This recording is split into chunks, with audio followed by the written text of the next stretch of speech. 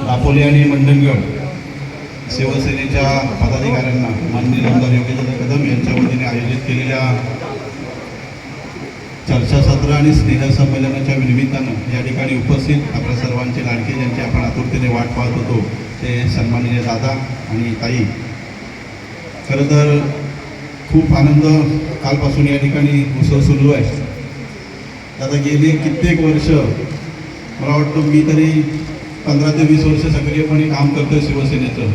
सूर्यकांत दळवींचं देखील काम केलं, परंतु इतका चांगला आनंदाचा क्षण आणि इतक्या सगळ्या लोकांसोबत साजरा करण्याची संधी आम्हाला कधी मिळालीच नाही. ती प्रथम आपण आम्हाला उपलब्ध करून दिली, त्याबद्दल मी आपल्या या ठिकाणी मनपूर्वक आभार मानतो. खरं तर आनंद उत्सव, खरं तर निवडणुका झाल्यानंतर विजयानंतर आपण ठरवलं होतं की सर्व पदाधिकाऱ्यांसकट आपण हा आनंद उत्सव कुठेतरी साजरा करूया, परंतु त्याच्यानंतरच्या राजकीय घडामोडी आणि बरेचसे दादांचं मंत्रिपद त्याच्यामध्ये आपल्याला वेळ मिळाला नाही. परंतु दादांच्या मनामध्ये देखील होतं की माझ्या सर्व पदाधिकाऱ्यांना घेऊन कुठंतरी त्यांच्यासोबत एक दिवस आपण आनंद साजरा करावा. आणि त्यासाठी आपण खरं तर मला वाटतं हा कार्यक्रम देखील आपण ज्यावेळी ठरवला, मला वाटतं पहिली 16-17 तारीख ठरली, नंतर 17-18 ठरली, नंतर 21-21 अशी तारीख फायनल झाली. त्यामुळं काही पदाधिकाऱ्यांनी येणं ठरलं होतं, परंतु त्याच्या तारखांमुळे येऊ पण शकले नाही. परंतु जास्तीत जास्त पदाधिकाऱ्यांना या चर्चासत्रामध्ये, या सहलीमध्ये आम्हाला सहभागी करून येता आलं, त्याबद्दल मी सर्व सहकाऱ्यांना देखील धन्यवाद देतो.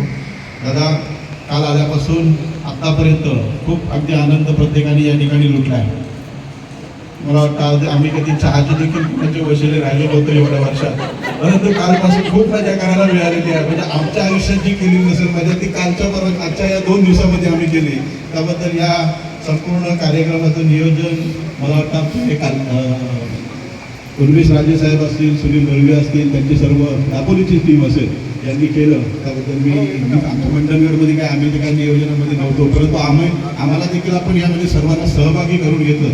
सगळ्यांनी वेगवेगळं जाण्यापेक्षा सगळे कुठेतरी एकत्र आलो तर सगळ्यांचे विचार देखील चांगले जुळू शकतात, दादा देखील आपल्याला उपलब्ध होऊ शकतात आणि असा वेळ आपण सर्वांनी साधला आणि हा कार्यक्रम या ठिकाणी केला. त्याबद्दल मी मंडणगड तालुक्याच्या वतीनं आपल्या सर्वांना धन्यवाद देतो. खरं तर मला वाटतं राजकारण बोलण्याची ही वेळ नाही आहे. आज आपण आनंद करण्यासाठी आलो तर आनंदावरतीच बोलू. त्यामुळे आपल्या सर्वांचा अधिक वेळ न घेता दादांना पुन्हा एकदा मी धन्यवाद देतो की दादा खूप चांगली संधी आम्हाला या ठिकाणी दिली. ताई, आपण देखील या महिलांना शब्द दिला होता की सर्वांना एन्जॉय करण्यासाठी एक दिवस निश्चित आम्ही देऊ आणि तुमच्या या एन्जॉयमध्ये आम्ही देखील सहभागी होऊ. आपण देखील आमच्या या चांगल्या वातावरणामध्ये सहभागी व्हायला आलात त्याबद्दल तुमचं देखील आभार मानतो आणि थांबतो. जय हिंद, जय महाराष्ट्र.